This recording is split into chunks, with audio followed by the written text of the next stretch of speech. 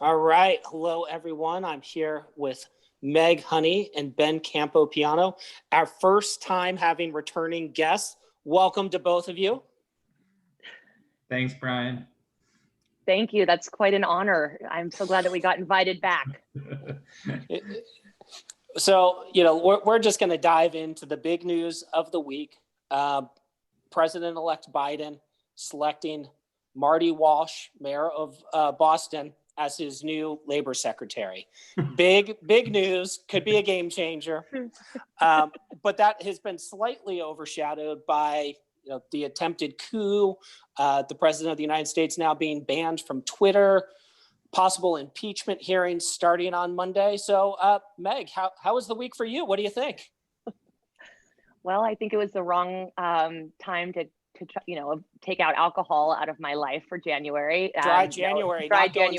Not go. Yeah. I mean, yes. Gosh, this week I said to you both before we came on that I hope I have something to offer tonight, because I feel like my levels, and I am assuming our collective levels of mental and emotional exhaustion are, at their peak. And I think that for all of us watching the events unfold on Wednesday and the aftermath and what we're still learning about what happened, while at the same time managing distance learning and figuring out how to talk to our children about what was happening, it has been a lot. But I think that there's certainly a lot to discuss here for sure. Yeah, I mean, I remember, Ben, so I woke up Wednesday morning feeling energized about the victories the night before, a Democratic sweep in Georgia. And so I wake up Wednesday morning going, man, I'm so glad that those DeKalb County returns came in and they're trending the way we need them to. Had a productive day in the morning at work, went out to go get a little lunch and left my phone. And in the half hour while I went, picked up lunch and came back, a lot happened. So where were you Wednesday when you started hearing about the attempted coup? Ben? Well, it's interesting. I too was in the middle of a meeting, and it was a long meeting. And I had my phone away from me and I was Zooming.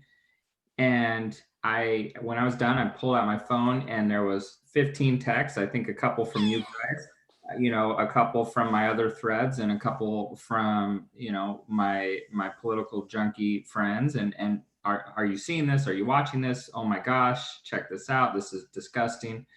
This is terrible. This is tragic. And I flip on CNN in my office, and, it's not surprising or shocking, but it is so surprising and shocking, right? It's you understand how this happened and how we got to this point, based on the last 4 years and the rhetoric and Trump and Trumpism, but it is still something you never expect to see. I worked in the Capitol building, and I remember false alarms and how scary that was, right? And how, because that was after 2000, it was 2004, so it was after they had done a lot of security changes after 9/11 and stuff. And so when false alarms went off, or any alarm went off, people freaked out. People would be running down hallways because you don't know, you're thinking the worst.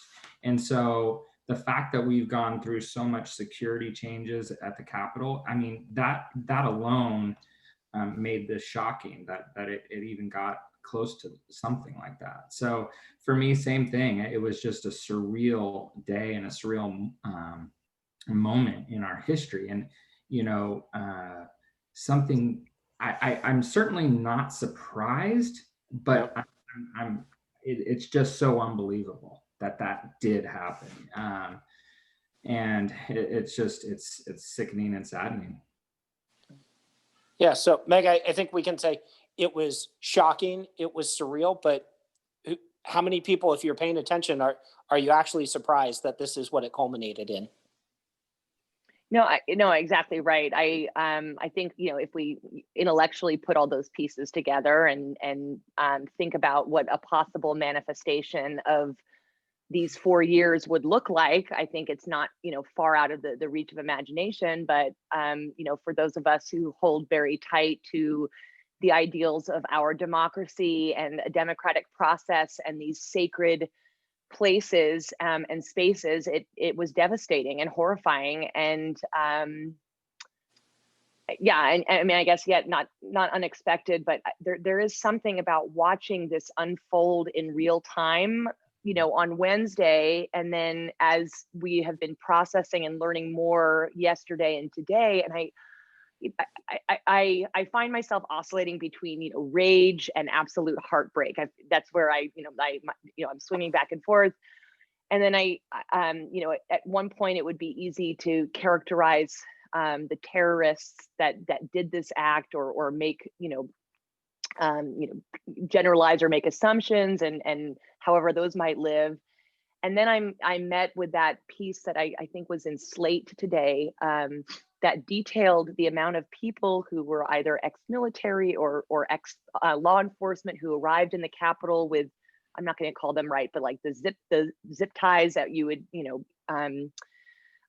utilize on somebody you're trying to whatever, and machine Molotov cocktails and AK-47s and pipe bombs, and it's like the gravity of all of that, and what could have happened had these terrorists found people who have been reviled and skewered by Donald Trump for these 4 years.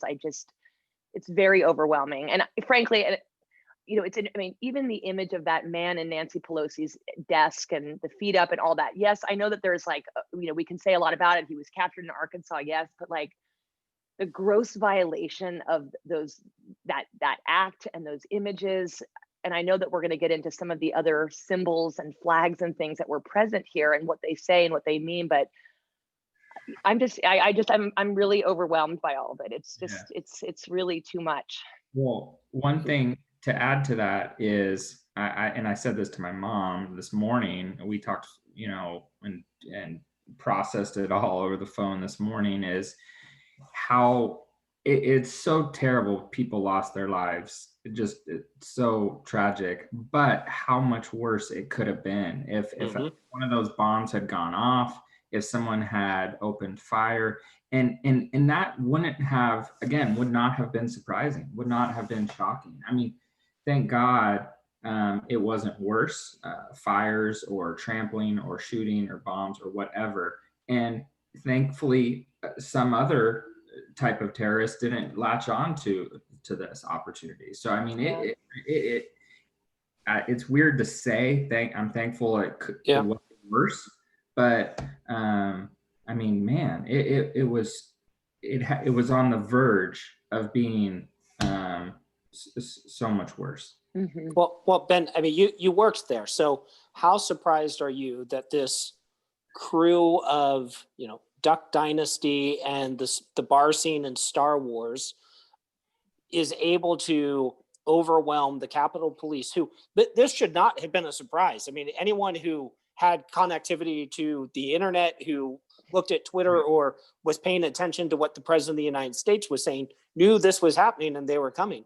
And how surprising is it to you that they were able to march right in and quickly overwhelm the police and be there on the Capitol? And they were looking for Nancy Pelosi. They were looking for Chuck Schumer, trying to find where they were. It's astonishing. And the only way that happens, is under a president like this that is encouraging and inciting his crew and pulling back or diminishing police or support at the Capitol or in DC or wherever it's going to take place. That's the only way this happens. The security is too big and too great and too powerful around the Capitol, around DC. That there is no way that happens. There is no way that happens in any other normal situation, because security is just too great, too strong. And there has been other attacks on Capitol Hill and other places like that. And so we've improved dramatically in the last 20 years at those things. So it is astonishing that it was that simple or that easy or that quick. There is no way that happens if a normal president, a normal leader is in charge. There's no way. Brian, I'm just going to take over the podcasting hosting here for just a minute. Ben, please. Thanks. So Ben, I have not worked in a federal building. I did not work in the Capitol, but I have taken several 8th grade classes through there. And I was thinking as I was watching this, that so many of the offices in the Capitol are not like right off of a main, thoroughfare hallway. There's, there is sort of a maze, if you will, to go through. Like, a couple of what you just said about all of this, it appeared from the footage and everything that I've watched and I've read, like there seemed to be, for a lot of these folks, knowledge of how to navigate that building and where to go fairly easily. Is that part of what you have thought in terms of knowing that place the way that you do? It feels like a maze, because there's so many hallways, there's so many doors, there's so many alleys, there's so many tunnels, there's so many ways in and out. So yes, I mean, this was thought out and it was planned out, and it's the symbolism of it and the scenes are unbelievable. But what you're describing is a terrorist attack, and it was it had to have been planned and thought out. Yes, sometimes the matching T-shirts kind of gave it away. Literally what I was going to say, Brian. Yes, the merch that was already created. I mean, it's so. But you're right. I mean, it's not something where it's not one door in and you're in. It's a whole. Yeah.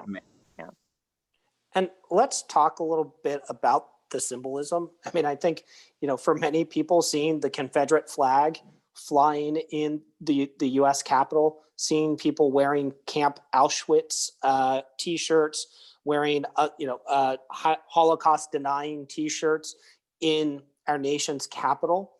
What sort of symbol? What does that mean? How does that compare with other things we've seen in history?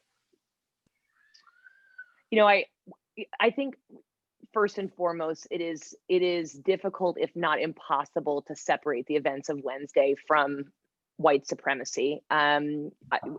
Certainly, as we're looking at President Trump, whoever these, since he announced his candidacy, stoked division and supported racist conspiracy theories and espoused racist rhetoric. But if, as we're looking at the events and as they unfolded, it's like here Trump loses re-election. And of course, that is due in large part by the sweeping mobilization efforts and the concentrated work to reverse generations of Black voter suppression. He refuses the results of the election, encourages his supporters to come to Washington, D.C. to take back their country. And then, to your point, Brian, we're met with the overwhelming amount of images of Nazi flags and Holocaust denying shirts and imagery and Confederate images and whatnot. What does all that mean to your question? What does it mean to have the Confederate flag, being proudly waved in our capital?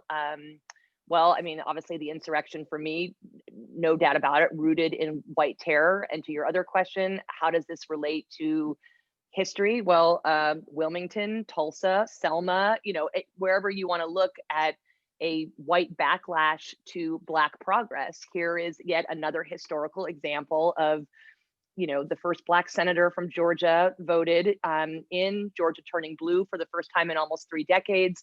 Kamala Harris on the precipice of being our vice president. We see white terror and backlash to Black progress. And that was present in every part of what happened on Wednesday, from the images and the symbols to the response of law enforcement or non-response to law enforcement. And to me, that needs to be front and center as we are looking at this terrorist attack and what it's rooted in and what it means. And it absolutely aligns with, the historical narrative for sure. And Ben, how do you start to talk about your students, your middle school students, about this symbolism, this imagery. What are you hearing from them? How are your teachers dealing with it? How are you approaching it? Well, and Meg's husband Kevin and me and other principals had a very intense, emotional meeting as Mount Diablo Unified leaders yesterday afternoon, led by Dr. Clark, where we talked about just that.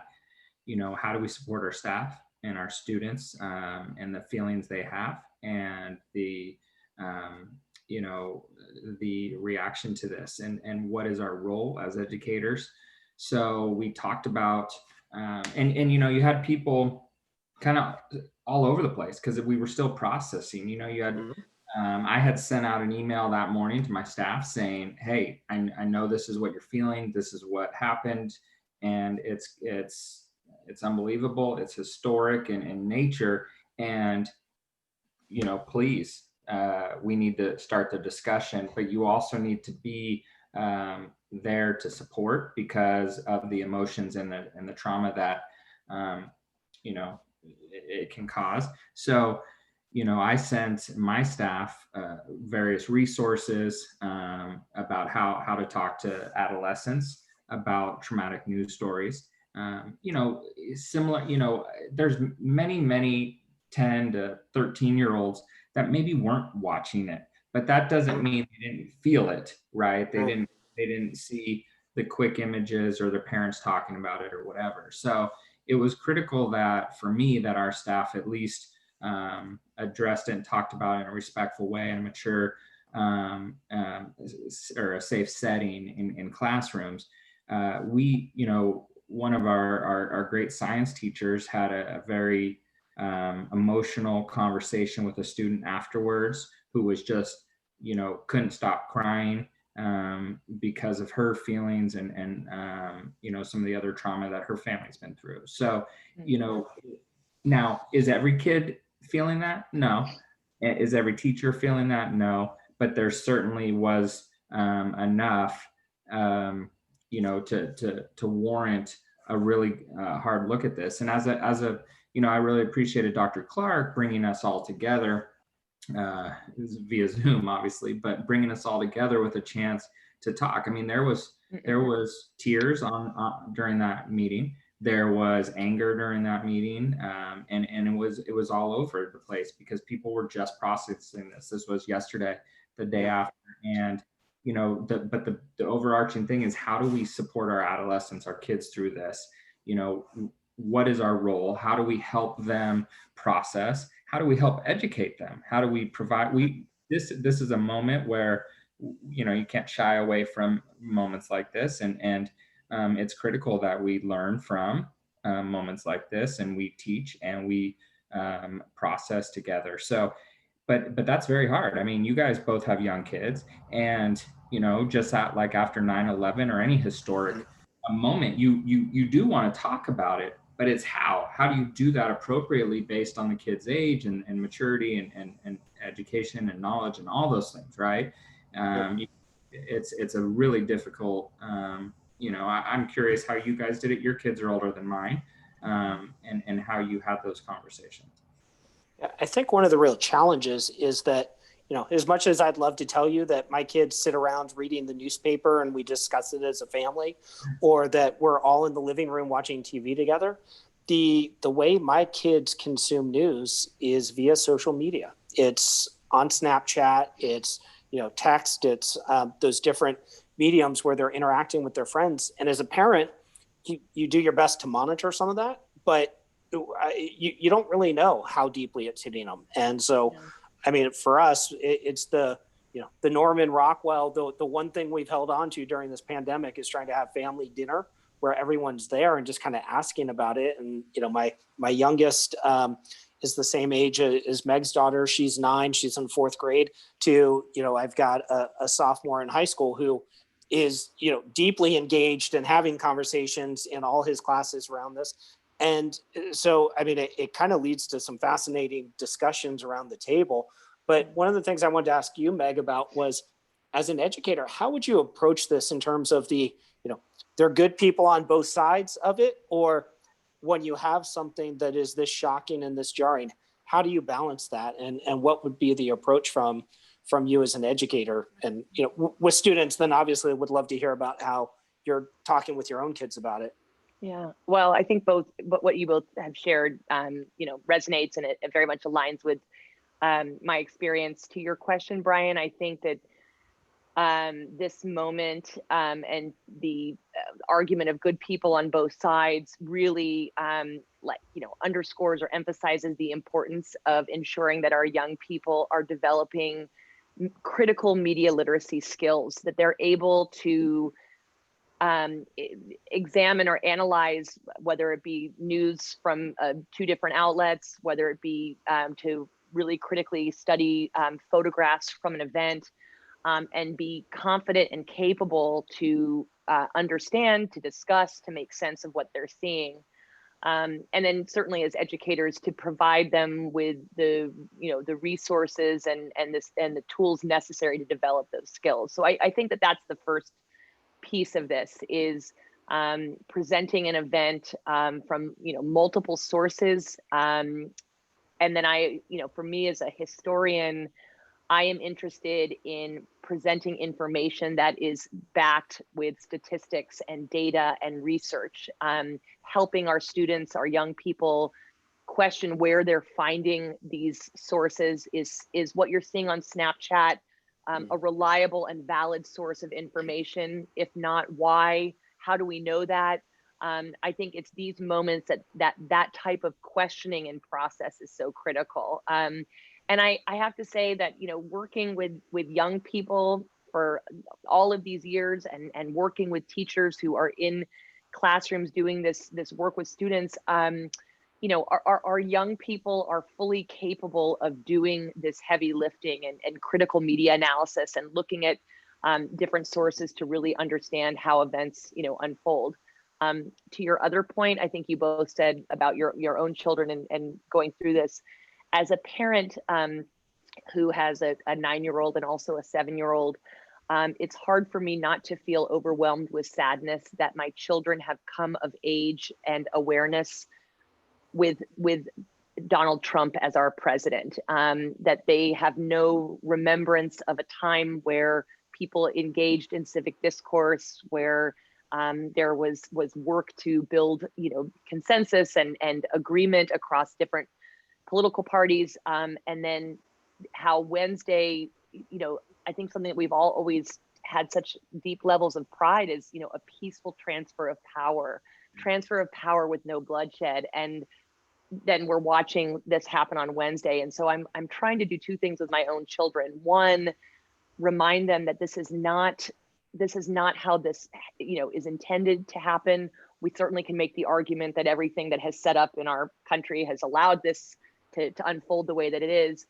But the other thing too that I think is just so important with our own children or with students is to give space and time for them to talk, for them to reflect, for them to ask questions. And I know for me as a teacher, especially when I was uneasy, I felt like I had to be the keeper of all knowledge and run things and be in charge and do this. But there's also great power, and there's, you know, there's profound things that can happen in a space where students are allowed to really question and grieve, or be vulnerable in terms of how they're processing through what they've seen. And I think there's a lot of learning that can happen there too.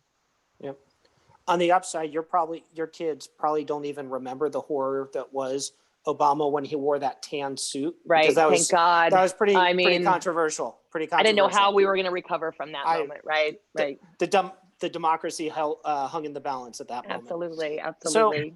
So, as you both know, most of my news is garnered from Parler. And what the folks on Parler are saying is that, hey, there's a massive double standard here, that over the summer, Black Lives Matter and the anti-fascists, as opposed to the pro-fascists, the Antifa, that there were incursions on federal properties, and this is just the same thing. And so that it's fake outrage. How do you think it differs, that what we saw this week compared to the summer protests around the shootings of Breonna Taylor, George Floyd? How do these protests differ, and why, or do they? Meg, I'll let you start, but well, Meg, you start. It's probably a good idea, Ben. Probably a good idea. Oh, poor Ben has had to. Yes, Ben and I work together. We've been friends for so long. Yeah, he just he knows. No, I am still journeying through this. I think we need to be very intentional and very careful about making the comparisons between the protests that took place as a result of the horrifying killings of Black people at the hands of law enforcement versus what this is. Certainly, we can make comparisons to the response of law enforcement in both of these situations: the terrorist attack at the Capitol and the peaceful protests that took place, throughout the country. I'm trying to be very careful, though, in making sure that we are not engaging in a comparative analysis of a movement that's rooted in bringing awareness to the horrifying acts of violence and oppression and killing that happens to Black people every day versus what this is. I would also say that, yes, as peaceful protesters were marching in proximity or on federal property in Washington, D.C. this summer, they were tear gassed, rubber bulleted, so that President Trump could go hold a Bible upside down in front of a church too. So, I'm not quite, I don't know where a double standard. I think the double standard exists in how these folks were received and what happened to them as a result of their actions. Yeah, I mean, I think even Ben, I'll ask you a question on this, but even this summer here in Walnut Creek, when we had protests, we had armored vehicles at the disposal of the Walnut Creek Police Department, and I think one of the scariest and saddest images that I saw was of a lone Black police officer trying to hold back this mob of people, Brian, where he grabbed I think he grabbed a stick from the ground. Right, it was right. And they were chasing after him. And you had to, as you're watching it, fear for this man's safety. If he gets cornered, what might possibly happen to him, and where it goes. And I think, Ben, to me, that's one of the things that goes back to just the shocking lack of security as compared to what you saw when you were there. So how do you think about that, and how do you think about what Meg said? I think there's there's the race and the racist component around this, but then there's the political component too, right? This was so if we walk it back 2 months and a normal president says, "I lost," congratulations, President-elect Biden, I lost. Good fight, good game, shake hands and move on. Does this happen? I doubt it, right? So you have this political, the arguments I'm hearing, I flipped on Hannity for a few minutes yesterday and they had the same discussion. So did you burst into flames? Oh no, you're still here. I'm glad that still here. Still minutes. But so the political the component of this is unbelievable. I mean, you have a president who's stoking and inciting this behavior, and he even said it yesterday or whenever he made that first video that the election was stolen. He's said that so many times, and there's gonna be a faction of supporters that believe their leader no matter what is said. So continuing to incite this movement makes it unique and uncomparable, right? Incomparable.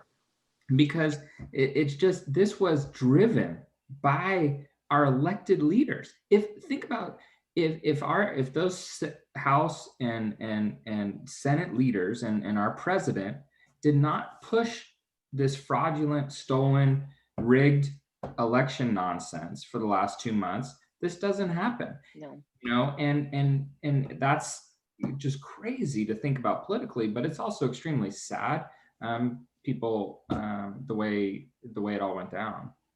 Yeah, and I mean, up until the very day, up until Wednesday, the fact that Donald Trump has stuck to this narrative and was calling out Mike Pence, who Mike Pence has been more loyal to Donald Trump than that fly was to Mike Pence's head.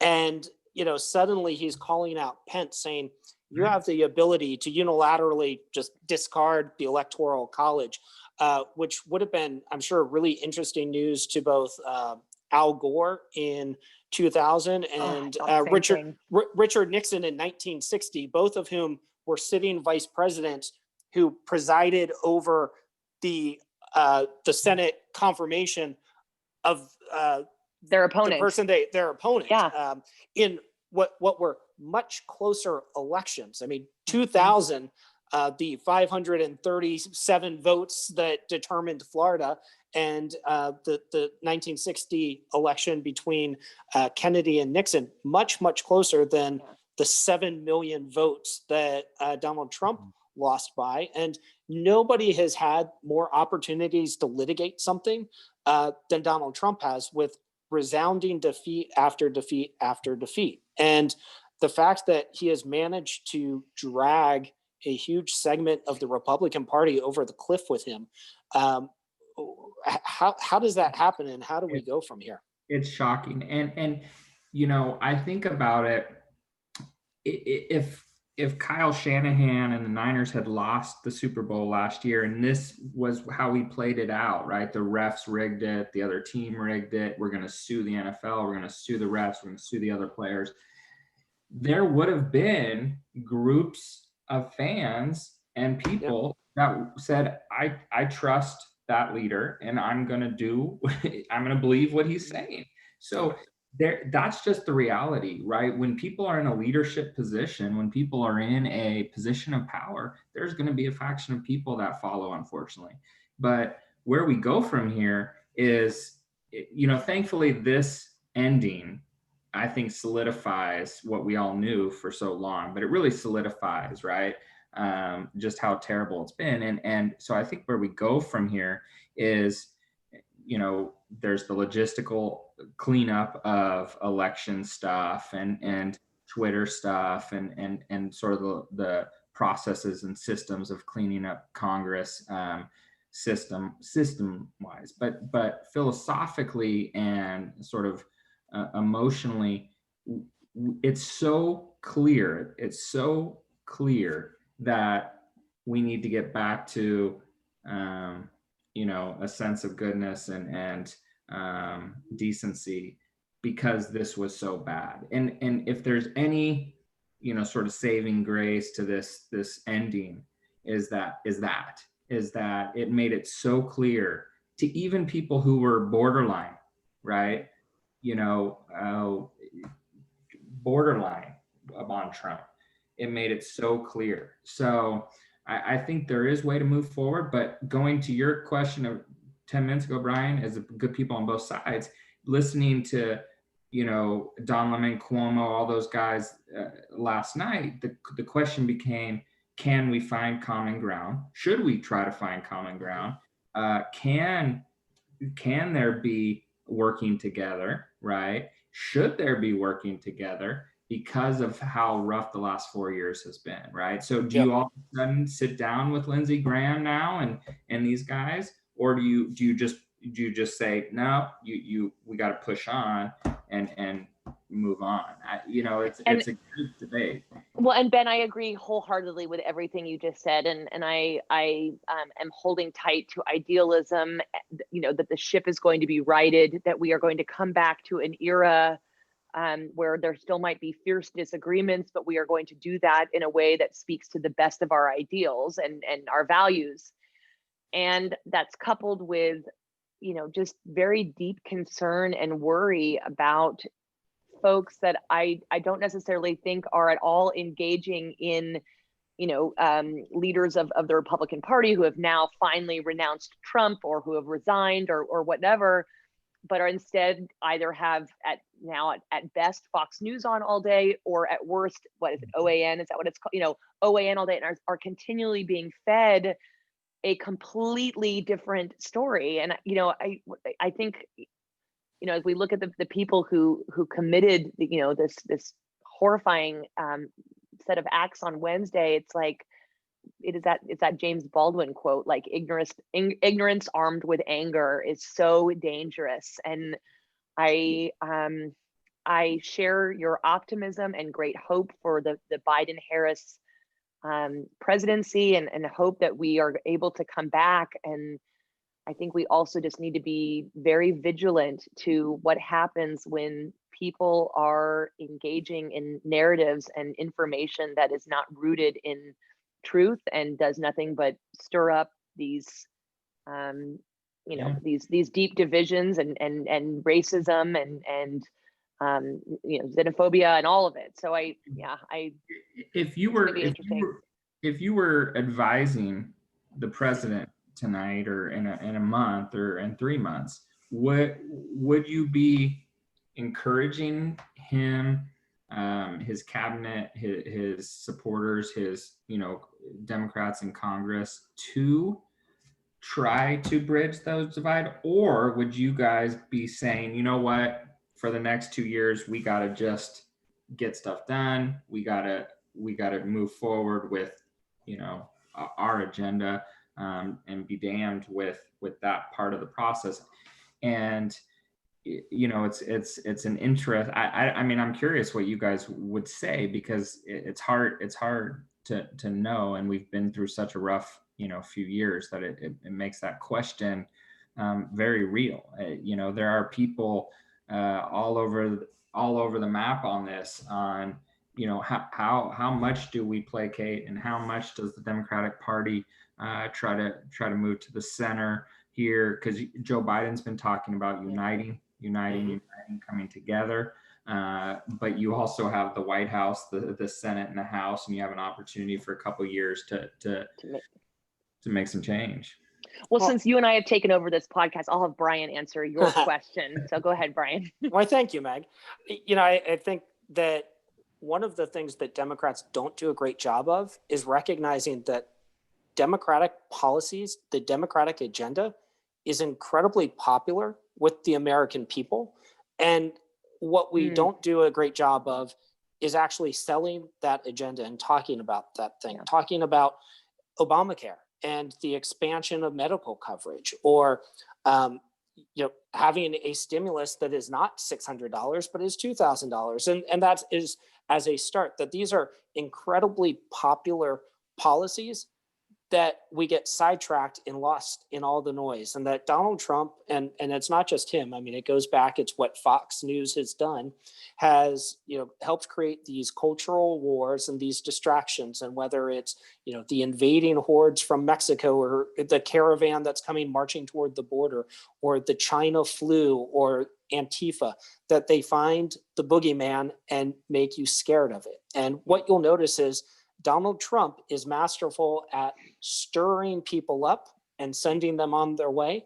But you knew that Donald Trump, you knew that Don Jr., you knew Kimberly Guilfoyle, you knew Rudy Giuliani were not going to be at the front of that march. Instead, they're riling people up, sending them on their way, and then they sit back and they profit from what happens from there. And so I think that, what Joe Biden has an opportunity to come forward with is showing things like simple competence in delivery of the vaccine, that the more quickly we get people vaccinated, that is how we end this pandemic. And that's how we get kids back in school. That's how we get people back in their jobs. That's how we reopen businesses.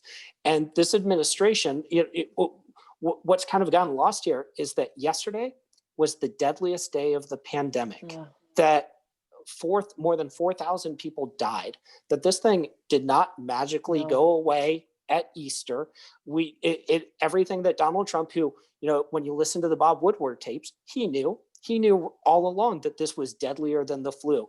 And his response then was, I don't want to scare people. Well, what That certainly hasn't been his modus operandi this week or any other time of his presidency. Was what I don't want to do is stoke fear. I mean, that is what the Trump brand has been built on politically.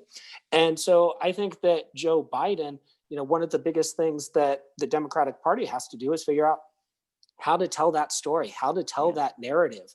And what I think one of the challenges is what we see it locally too, with the disappearance of newspapers, and that we have the rise of local blogs where when you read through the comments, it can be sickening, and you look around and say, are these actually my neighbors? And the misinformation that is spread and the hatred and vitriol that are building. And I think that, for the Democrats, it's how do we counter that narrative, and how do we start to tell, here are the good things that government can actually do, versus government is the enemy, and that's why we're going to storm the Capitol. Well, and Brian, I have to tell you, in the midst of everything that was happening and what I was consuming, the tweet that you posted about the day being the deadliest that we have seen, I mean, like that took my breath away, and was just, I mean, as you process all of that and what that means, and how every single person has been affected, just so profoundly by this virus and how it's played out. I mean, really reflecting on that is just, that is a lot, and it is horrible, and really gives us, a lot of space to think and to imagine what a future would look like with competent leadership and a vaccine rollout that is wildly different than what we've seen.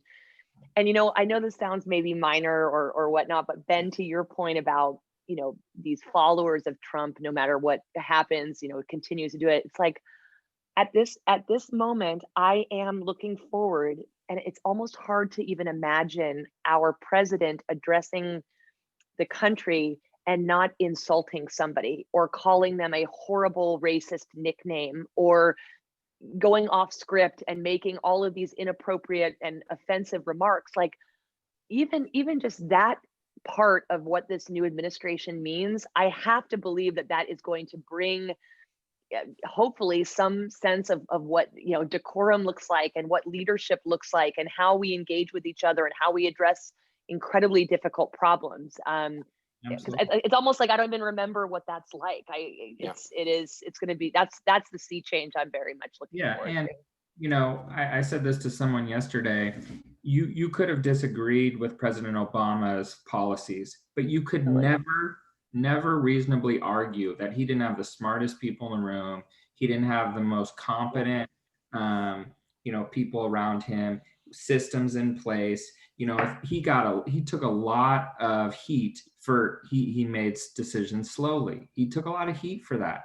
And, hearing him recently talk about his process for dealing with tough decisions, and how he dealt with that, and how he would do what Brian's doing, and he had a family dinner every night, and he would always try to process decisions, have his dinner, try to let it go, then come back to it. And my point is this competency word you guys used, and this decency, but it's also getting the smartest people around you. Totally. It's getting these systems in place so that there's not groupthink, so there's not misinformation put out or whatever. And that's it. It kind of sounds obvious as we're talking about it now, but and then you forgot one of the most vital elements of this, a first lady who is an educator with a doctorate in the White House too. Like, I can't wait to see with Betsy DeVos resigning and really thinking and imagining what our future of education is going to look like, with leadership and leaders who truly understand the challenges of public education and value what this means for students. I can't wait for that piece to be revealed and presented. It's going to be an incredibly new era for us. And that's like I said at the beginning, I think all of us are pretty fired up about Marty Walsh stepping in as labor secretary. Game changer. Really, The week of Marty is how I think of this week. Absolutely. So as a final note, let's go to a prediction. So, I will say one of the things that I knew even Wednesday mid-afternoon that was not going to happen was that the 25th Amendment was not going to be invoked. Counting on the cabinet, Betsy DeVos and the rest of them to invoke the 25th Amendment, and for Mike Pence to own the last week of this shit show of a presidency was a bridge too far. So you knew that wasn't going to happen, but now more and more there are calls for impeachment, which I think that nobody has ever deserved being impeached twice and convicted of it and removed from office more than Donald Trump. What do you think the chances are? And, we certainly saw that Mitch McConnell, when motivated, was able to slam through the appointment of a Supreme Court justice in record time. So are we going to see the impeachment and conviction of Donald Trump as a final act for the Trump presidency, which would also mean he's ineligible to run in 2024. He loses his pension. He loses his post-presidential security and office, and the things that he would be entitled to. A lot of that would disappear. So what do you think? Is it going to happen? Well, my prediction is the House is going to move forward. So then the question becomes is the time. So I think it will move forward. And then the debate, and I was reading about this today, is what can the Senate do after January 20th? Mm-hmm. And to what Brian just said, there are these reasons why he would still it would still be important to impeach him even after he's left for those future iterations. But I do believe the House is going to move forward. I'm sure of it, that there'll be a vote. I'm sure it'll move forward. And then I don't think it will end that way in the Senate, but I don't know. I think we'll get halfway there again, and that's kind of my prediction. I think Joe Biden has said over and over he wants to move forward. He does not want the albatross of Trump lingering, and so I think he's going to push to get that over with. I don't know. I don't have a feeling that it's going to end that way after January 20th. I do know that there's a huge desire in the House to move forward with it, though. And we're going to see that Monday or Tuesday.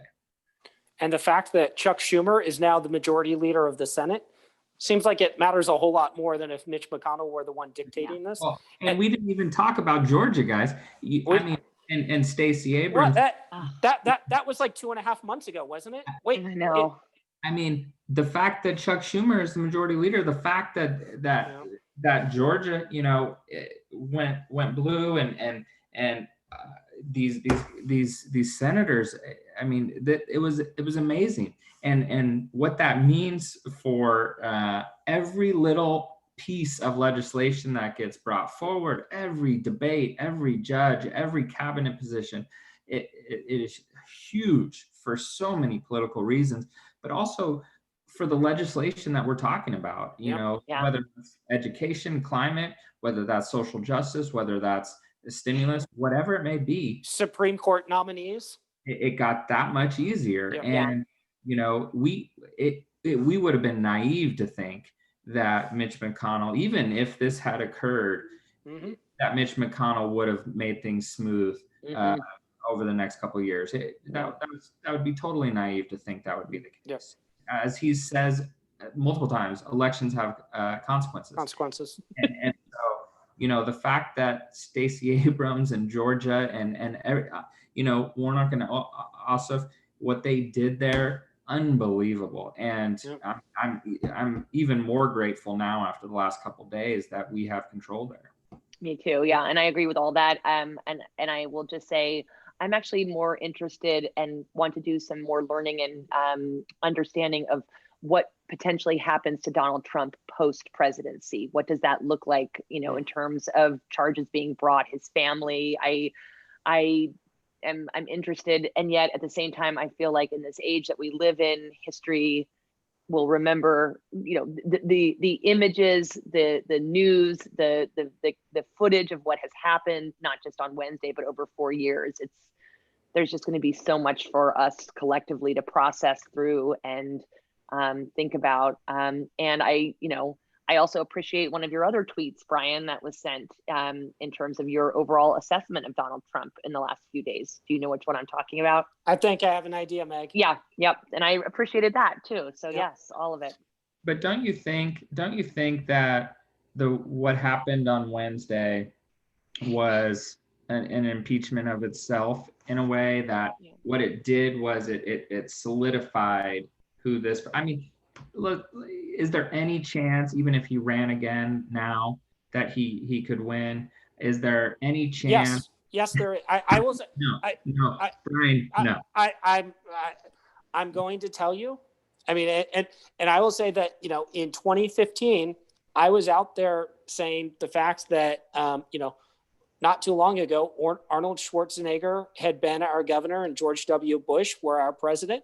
I was not discounting the fact that Donald Trump might very well end up as our president. And, you know, even though we talk about the massive win in the popular vote, if you look at the narrow victory in Pennsylvania, in Michigan, in Georgia, in Arizona, in Nevada, that it was, you know, the popular vote was huge, but because of the Electoral College, even though Democratic policies, or, you know, the Democrats have won every popular vote but one since the year 2000, or since 1990, or since 1988, that we've won every one except one.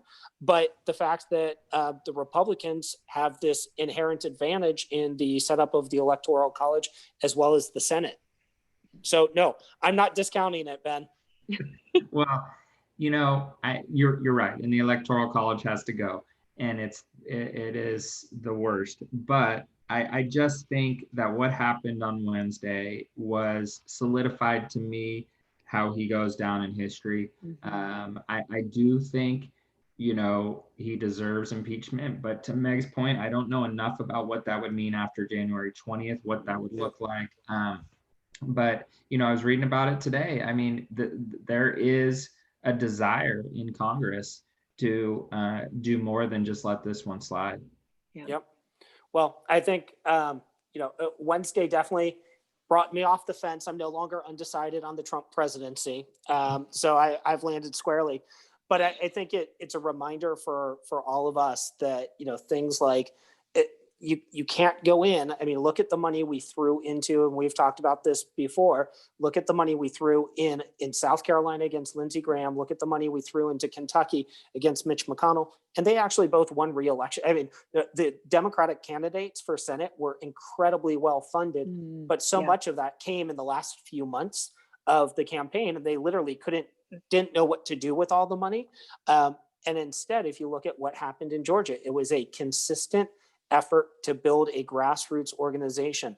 And we're going to have opportunities to do that in Wisconsin, to go after Ron Johnson, in Pennsylvania to pick up a Senate seat. But that's the sort of work that I think, and you know, one of the biggest things is that if you look at this, the lesson that the Republican Party has taken from this election is we need to work a lot harder as a party at disenfranchising voters. It is not, hey, we need to figure out how to win over these voters. It is not, you know, how do we do better with Black voters? It is, how do we do a better job of disenfranchising them? What other polling stations can we close? What new requirements can we put in that will make it that much more difficult? That's the big failing for the Republican Party, is they didn't make it hard enough to vote in a couple key states. No, but 100%. Their only tactic, and that's not hyperbole either. No.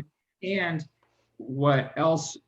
And what I think the Democrats learned from Georgia is every zip code, every state, it takes time, and it takes resources and people on the ground and we may not win Texas, we may not turn Texas or Iowa or Ohio or wherever certain counties blue next election or the next election. Yep. That doesn't mean you don't invest there, time, money, resources. That's critical. We saw it in Georgia. There was red counties Yep.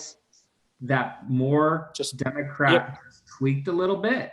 Yep. So, you cannot you cannot avoid counties, you cannot avoid states because that for whatever reason you have to get in everywhere. And frankly, the lesson Stacey Abrams set for us or the blueprint is one that we need to take everywhere. We Yep. have to be on the ground. We cannot wait till the end.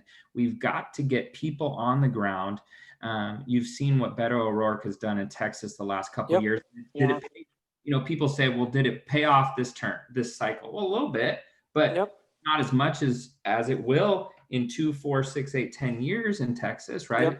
So that is just a critical component of the DNC moving forward and the Democratic policies moving forward. Well, and I know that we talked a lot about this the last time that we were together, on the podcast about, how this has all changed, and particularly in the pandemic. And I would always just say too, that in addition to the canvassing efforts and getting out and being present to the communities there, especially in the case of Stacey Abrams, I feel like a renewed investment in education. And I don't just mean in classrooms with students. I don't think, I think Stacey Abrams needs to give, classes and seminars and be sharing exactly how this all worked with people far and wide. That's obviously one vital part of the learning process. But so much of what has happened, the good and the terrible on Wednesday, it's like, I really believe that if folks had a better sense of what